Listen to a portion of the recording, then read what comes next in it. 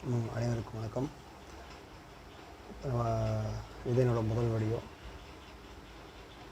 இந்த ஃபஸ்ட் வீடியோவில் நான் டீச் பண்ண போகிற டாபிக் சொல்ல போகிற டாபிக் அணுவில் சேர்மங்கள்.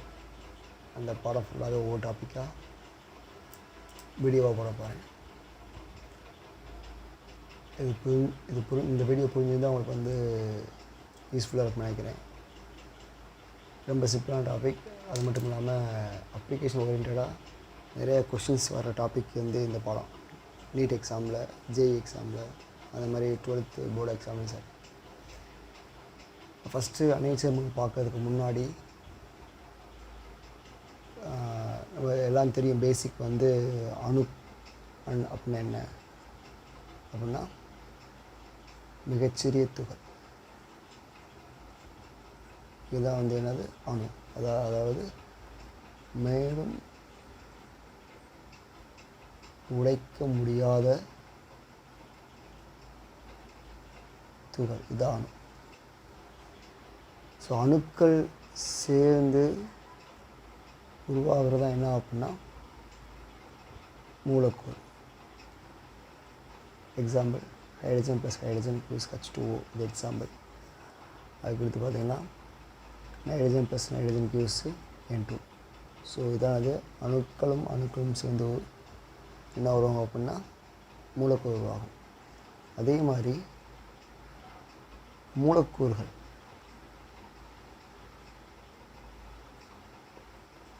பல மூலக்கூறுகள் சேர்ந்து என்ன உருவாகும்? சேர்மங்கள் உருவாகும். சேர்மங்கள். இப்போ எக்ஸாம்பிள் பார்த்தீங்கன்னா சேர்மங்கள் பார்க்கும்போது மோர் உப்பு, அடுத்து கார்ன்லைட், இதெல்லாம் என்ன அப்படின்னா சேர்மங்கள் எடுத்துக்காட்டு. இப்போ உப்புனா என்ன, சால்ட்னா என்ன அப்படின்னா ஒரு சாதாரண அமிலமும் காரமும் சேர்ந்தால் உருவாக்கக்கூடியதானது உப்பு. ஸோ இப்படி உருவாகிற உப்புக்கு என்ன தன்மை இருக்கும் அப்படின்னா நடுநிலைத்தன்மை இருக்கும். இதெல்லாம் தெரிஞ்சது தான். ஸோ இந்த மாதிரி ஒரு அமிலமும் ஒரு காரமும் சேர்ந்தால் உருவாக்கக்கூடிய உப்பு. எக்ஸாம்பிள் பார்த்தீங்கன்னா sodium hydroxide plus hydrogen hydrochloric acid. இது காரம், இது என்னது அமிலம். இது எக்ஸாம்பிள். என்ன ஃபார்ம் ஆகும் அப்படின்னா சோடியம் குளோரைடு அப்படின்ற சால்ட்டும் அடுத்து வாட்டரும் ஃபார்ம் ஆகும். இதானது நமக்கு தேவையான உப்பு. இது என்னது நடுநிலை தன்மையில் இருக்கும்.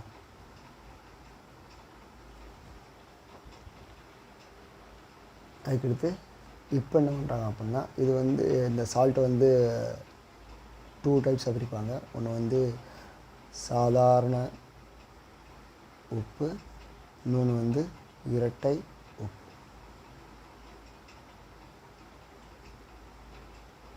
சாதாரண உப்புனா எக்ஸாம்பிள் பார்த்தது இதான் சாதாரண உப்பு. இந்த எக்ஸாம்பிள் சாதாரண உப்பு. அதாவது ஒரு அமிலமும் காரமும் சேர்ந்து நடுநிலை அடைஞ்சு ஒரு உப்பு உருவாகும்.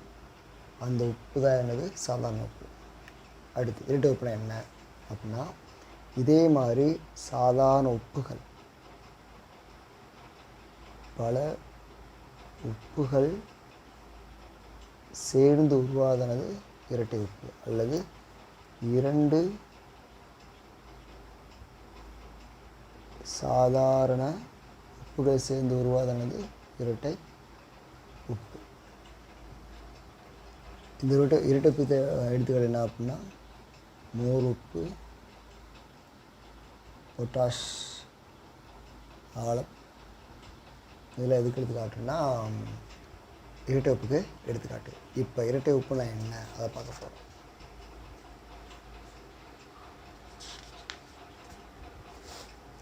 எக்ஸாம்பிளாக இரட்டை உப்பு இப்போ பார்த்துட்டு இரட்டை உப்பு என்ன பார்த்தோம் அப்படின்னா 2 இரட்டை உப்பு, 2 சாதாரண உப்புகள் சேர்ந்து உருவாதானது இரட்டை உப்பு. அந்த இரட்டை உப்போட பண்பு என்ன அப்படின்னா, அந்த இரட்டை உப்பு வந்து படிகமாக இருக்கும்போது அந்த அந்த அந்த இரட்டை உப்புகளை வந்து நம்ம வந்து கரைசல் நிலையில் எடுத்துக்கிட்டு அதில் இருக்கிற நீர் மூலக்கூறை ஆவியாக்கணும் அப்படின்னா ஒரு படிக பொருள் கிடைக்கும். அந்த படிக பொருள் தான் என்னது அப்படின்னா இரட்டை உப்பு. எக்ஸாம்பிளாக பார்த்தீங்கன்னா மோர் உப்பு. இதுக்கு ஃபார்முலா வந்து FeSO4 NH4 2SO4 6H2. இதானது மோர் உப்புக்கு எடுத்துக்காட்டு. இதில் வந்து இதை சப்போஸ் நம்ம வந்து இதானது மோர் உப்புக்கு எடுத்துக்காட்டு.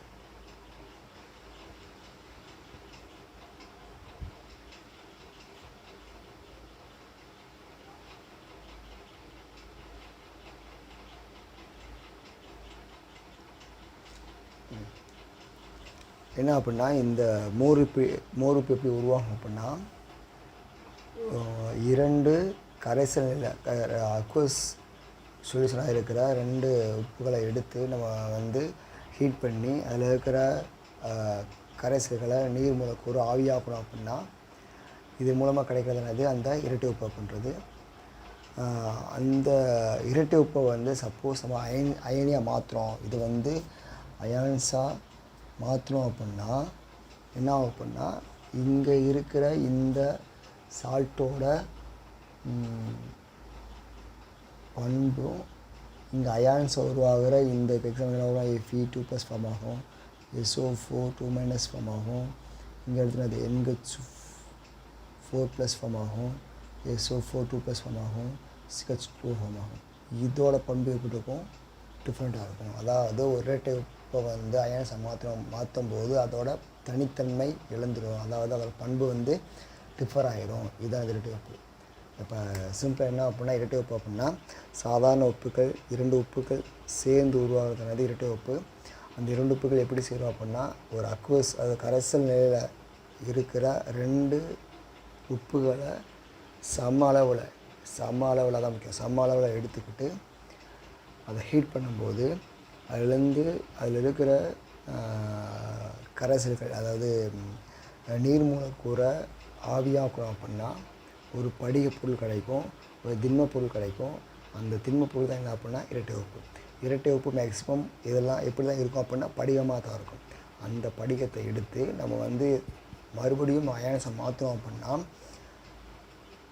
அயான்ஸை மாறும்போது படிகமாக இருந்த அந்த இரட்டை உப்போட பண்பும் அயான்ஸாக மாறின இந்த இரட்டை உப்போட அயனிகளோட பண்பு பட்டுக்கும் டிஃபர் ஆகும். அதாவது ரெண்டுமே தனித்தன்மையை இழந்துடும். அதோட பண்பு டிஃபர் ஆகிரும், இதோட பண்பும் மாறிடும் சொல்கிறாங்க. அவ்வளோதான். அதுக்கடுத்து பார்த்தீங்கன்னா இதுக்கடுத்து வரதான் என்னது அணைவுச் சேர்மம்.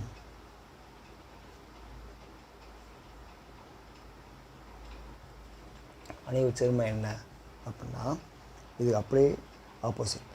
அதாவது அதே மாதிரி ஒரு அமிலமும் ஒரு காரமும் சேர்ந்து உருவானது அணைவுச் சேர்மம்.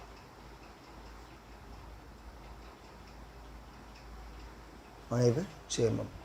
இந்த அணைவுச் சேர்மத்தில் இருக்கிற பண்பு என்ன? இது அணைவுச் சேர்மம் உருவாகும்னு சொல்லி பார்த்தாச்சு. அதே மாதிரி ஒரு அமிலமும் காரமும் சேரும்போது தான், அல்லது ஒரு சால்ட் ஒரு வேறு மூலக்கூறு இணையும் போது நமக்கு என்ன உருவாகும்? அணைவுச்சேர்மம் உருவாகும். அந்த அணைவுச்சேர்மத்தில் பண்பு ஏற்பட்டிருக்கும். இப்போ எக்ஸாம்பிளாக பார்த்தீங்கன்னா மேக்ஸிமம் பார்த்தீங்கன்னா இந்த அணைவுச்சேர்மம் என்ன மாறாது, அதிகபட்சமாக அயனியாக மாறாது. இப்போ எக்ஸாம்பிளாக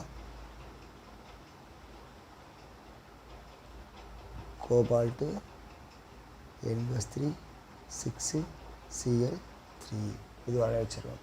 இந்த அணைவுச்சேர்மம் அயனியாக மாறும். எது அயனியாக மாறும் அப்படின்னா, இந்த பிராக்கெட்டுக்கு வெளியே இருக்கிற இந்த குளோரைடு அயனி மட்டும்தான் அயனியாக மாறுமே தவிர பிராக்கெட்டுக்குள்ளே இருக்கிற இந்த கோபால்ட்டோ இந்த அம்மைன் N+3 குரூப்போ அயனியாக மாறாது. அப்போ நம்ம இதை வந்து சப்போஸ் ஏதாவது ஒரு சால்வெண்ட்டில் கரைப்பானில் கரைச்சாலும் எப்படி அயனியாக மாறும் அப்படின்னா இந்த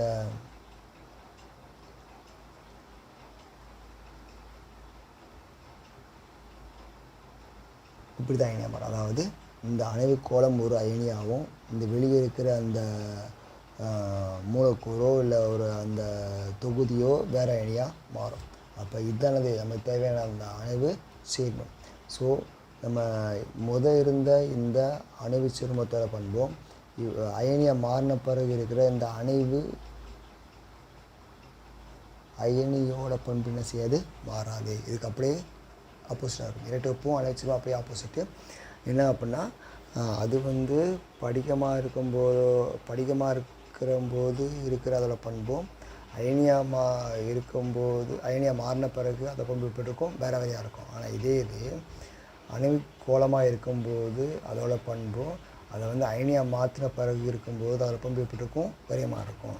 இங்கே தனித்தன்மையை இழந்துவிடும், அதோட பண்பு இழந்துடும், இங்கே அதோட பண்பு இழக்காது. இவ்வளோ தான். இதுதான் என்ன அப்படின்னா அணைவு சேர்மத்தை பற்றி அதோட இன்ட்ரோ. அடுத்த வீடியோவில் பார்த்தோன்னா அந்த அணைவு கோளமே என்ன, அணைவு கோளத்துக்குள்ள என்ன ஸ்பீசிஸ் இருக்கும், லிகான்ஸ்னா என்ன, அணைவு அயனி என்ன, அணைவு கோளம்னா என்ன, அணைவு என்ன அதை பற்றி நெக்ஸ்ட் வீடியோவில் பார்ப்போம். இது ஏதாவது டவுட்ஸு ஏதாவது எக்ஸ்ப்ளனேஷன் தப்பாக இருந்துச்சுன்னா கமெண்டில் சொல்லுங்கள். Thank you so much.